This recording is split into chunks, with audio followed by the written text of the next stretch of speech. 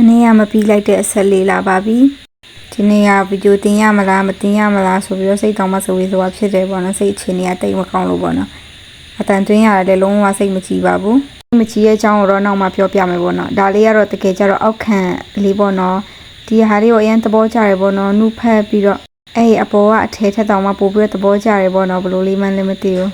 အခုစိတ်ညစ်ရတဲ့အကြောင်းပြောပြတော့မယ်တော်ယုံတန်ယုံဆိုရင်တော့မပြောဘူးပေါ့နော်ဒါပေမဲ့ရဲ့ express ကဘလို့ဖြစ်နေမှန်းလည်းမသိဘူးတစ်ခါလည်းမဟုတ်ဘူးနှစ်ခါလည်းမဟုတ်ဘူးပေါ့နော်ဒီတစ်ခါကျတော့